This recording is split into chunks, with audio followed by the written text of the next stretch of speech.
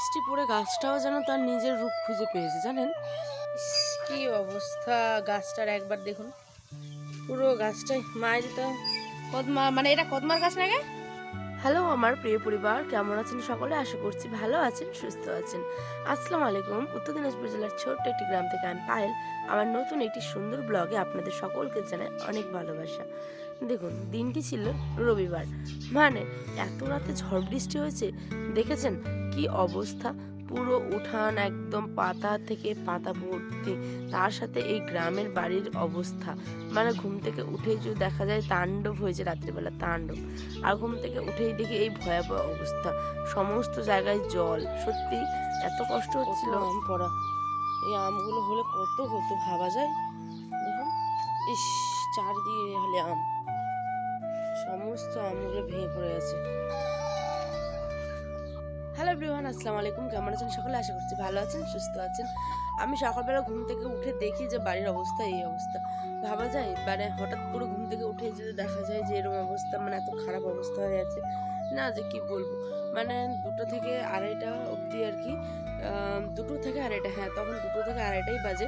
তো তখন এত রাত্রে ঝড় বৃষ্টি হয়েছে। সত্যি কথা বলতে এটা মানে ভীষণ একটা ভালো, কিন্তু খারাপও আবার। কেন জানেন? কারণ আমাদের তো মানে ভুট্টা জমিটাতে জল দেওয়া হয়েছিল।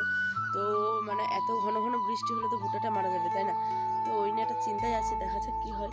তো এখন বাজে হচ্ছে 2টো থেকে আড়াইটা, মানে রাত্রি বেজেছিল 2টো থেকে আড়াইটা, তখন থেকেই বৃষ্টি পড়েছে, অতিরিক্ত বৃষ্টি, তার সাথে বজ্র বিদ্যুৎ সমস্ত কিছু।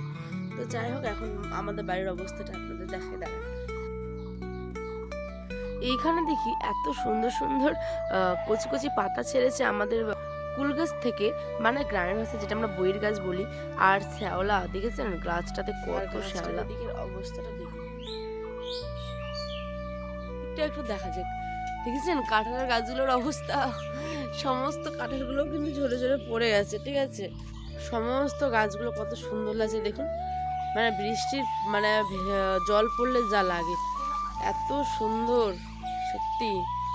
এই যে ভুট্টা জমিগুলো, এভাবে জল লেগে থাকলে মুশকিল। আয়নের আব্বাও এখন ঘুমিয়ে আছে, আর আয়নের মানে আয়ানও ঘুমিয়ে আছে। আপনাদের সাথে একটু গল্প করতে আসলাম। এত মানে মনটা খারাপ, ভালো লাগলো, ভালো লাগতো যদি মানে আমরা জলটা দিতাম না তারপর। তো দেখুন এই জায়গাটার অবস্থা, পুরো জলে জল হয়ে আছে। আমাদের মানে গ্রামে ঠিক এরকম একটা পরিবেশ, কারণ একটু জল পড়লেই যে বৃষ্টি হলে পড়েই এরকম ভর্তি হয়ে যায়, জানেন? এই যে ধুতুরা ফুলের গাছটাও দেখি হেলে গেছে, এই অবস্থা। আর এইটা দেখার পর আমার মাথাটা প্রচন্ড রেগে গেছিল, জানেন?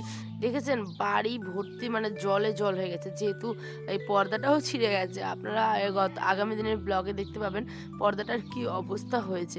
তো আয়নার আবার তখন বাইকটা বের করবে না, যেহেতু বৃষ্টি পড়বে, আবার হয়তো মেঘলা মেঘলা ওয়েদারটা এখনো আছেই। তো সেই কারণে যে আমি কষ্ট করে এদিক থেকে জলগুলোকে টেনে টেনে নিয়ে গিয়ে ঝাড় দিয়ে ফেলে দিচ্ছিলাম। আর এই যে আলুগুলোর উপরে প্লাস্টিক দিয়ে দিয়েছিলাম, জানেন? যেহেতু রাত্রেবেলা উঠেছিলাম, যখন বৃষ্টি বৃষ্টি হচ্ছিল, তখন উঠে আলুগুলোকে ঢাকা দিয়ে দিয়েছিলাম। আর এত জল চিটচিটে অবস্থা, মানে ভেঙে গেছে, বেড়া টেরা সমস্ত কিছু ভেঙে গেছে। এত সুন্দর একটা মিষ্টি কুমড়ো গাছ ছিল, দেখবেন সেটাও ভেঙে গেছে। কি করা যাবে, প্রকৃতির ইচ্ছে, তাই না?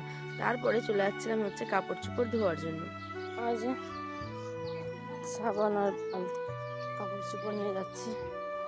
এই কালো আলুদের জায়গাটা দেখুন একবার। কাপড় চোপড় ধুতে যাচ্ছিলাম, আর এদিকে দেখি মা কাজ করছে। এই জায়গাটা তো কাঁচা মাটি, মানে এত কাদা হয়ে যায় বৃষ্টি পড়লে পরেই।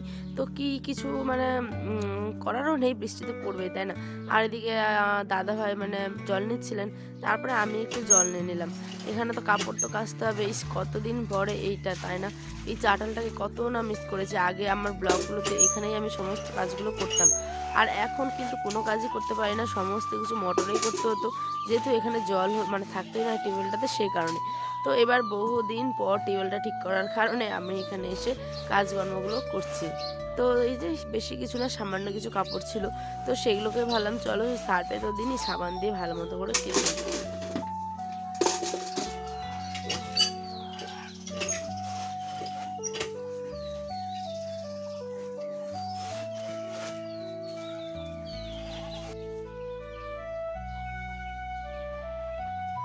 এই যে এখন কাপড়গুলো ভালো মতো করে কাচা করছি, আর এখন গিয়ে আবার বসাতে হবে রান্না। জানেন এত এত এত মানে কি বলবো, চিটচিট করছে জায়গাগুলো, গ্যাস মুছতে হবে, তারপরে হচ্ছে গিয়ে ভালো মতো ঘরটাকে আবার ফিনাইল দিয়ে মুছতে হবে। আর আয়নের আব্বারা কিন্তু এখনও ঘুমিয়েই ছিল। হ্যাঁ, আর একটু পরে মানে 12টা থেকে 1টা নাগাদ রৌদ্র উঠেছিল, কিন্তু সকালবেলা কোনো রোদ নেই, আবারও মেঘলা করছিল। আর আমাদের যেহেতু ভুট্টাটা লাগানো হয়েছে, তারপর আয়নের আব্বা কিন্তু কিছুক্ষণ পরে ঘুম থেকে উঠেই গেছিলো দেখার জন্য যে কেমন অবস্থায় আছে না আছে। আর এখন আয়ান কিন্তু ঘুমিয়ে আছে, আর আমি এসেছি আপনাদের সাথে গল্প করতে।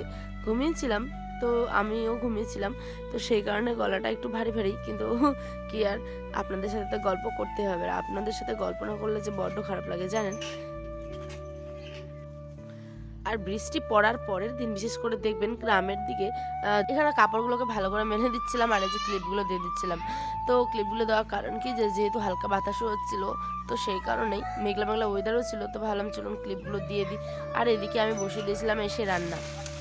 জিরে, আদা, রসুন বাটা সমস্ত কিছু দেওয়ার পরেই মশলাটাকে ভালো মতো করে কষানোর পরেই এই যে পুঁই আলু পটল দিয়ে একটা চচ্চড়ি টাইপের করব, সাথে ছিল হচ্ছে গিয়ে মাংস। এই সমস্ত কিছু দিয়ে আজকে আমাদের খাওয়া দাওয়া কিন্তু কমপ্লিট। কি অবস্থা গাছটার একবার দেখুন, পুরো গাছটাই মায়ের তো কদমা, মানে এটা কদমার গাছ না গে, কদমা গাছ ফুলটিও হইলে একদম উপরে, বাথরুমটার উপরে ফুলগুলো হয়েছিল।